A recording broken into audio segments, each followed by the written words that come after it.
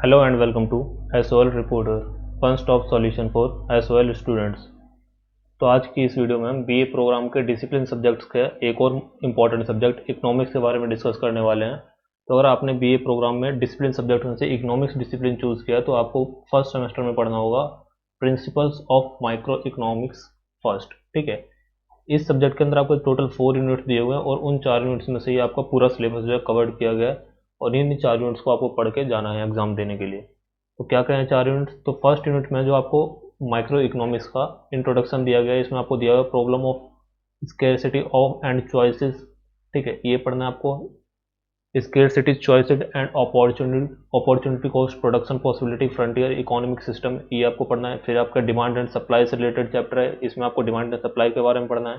फिर जो एप्लीकेशन होती है डिमांड एंड सप्लाई की, उसके बारे में आपको दिया हुआ है, जिसमें जो प्राइस रेशनिंग है, प्राइस फ्लोर्स है, कंज्यूमर सरप्लस है, प्रोड्यूसर सरप्लस है, ये सब चीज़ें आपको पढ़नी है इसके अंदर।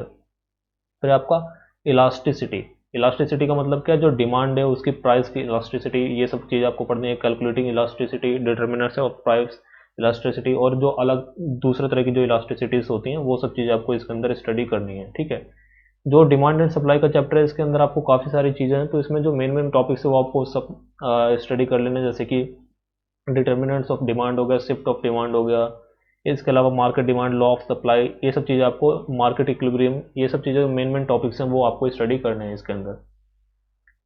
यूनिट सेकंड की बात करें तो इसके अंदर आपको कंज्यूमर थ्योरी जो है वो पढ़ना है आपको, जैसे कि budget constraints, concept of utility, diminishing marginal utilities, ये सब चीज़ें आपको पढ़ना है। डायमंड वाटर पैराडॉक्स, ये पढ़ना है आपको। इनकम एंड सब्सटीट्यूशन इफेक्ट्स, ये आपको पढ़ने हैं। इसके अलावा जो बाकी जो डेरिवेशंस है for demand curve in different curve and budget constraints, ये सब चीज़ें आपको स्टडी करनी है।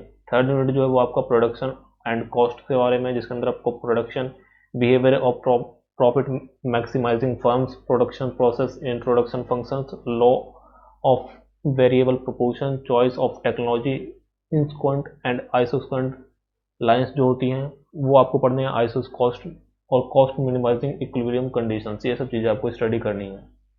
ठीक है, फिर आपको कॉस्ट से रिलेटेड टॉपिक्स हैं वो आपको पढ़ने हैं। और यूनिट 4 में आपको पढ़ना है परफेक्ट कंजम्पशन। ठीक है, इसके अंदर आपको अजम्पशंस दिए हुए, theory of a firm under perfect competition, ये आपको पढ़ना है। डिमांड एंड रेवेन्यू, इसके बारे में आपको स्टडी करना है। इसके अलावा जो इक्विलिब्रियम है वो आपको चीज़ें पढ़नी है। वेलफेयर के बारे में कुछ चीज़ें यहाँ पर दी हुई हैं वो भी आपको स्टडी करनी है इसके साथ ही, जिसमें आपको allocation of efficiency and under perfect competition. ठीक है, ये जो चीज़ें हैं, ये जो टॉपिक्स हैं, ये आपको स्टडी करने हैं फर्स्ट सेमेस्टर के अंदर।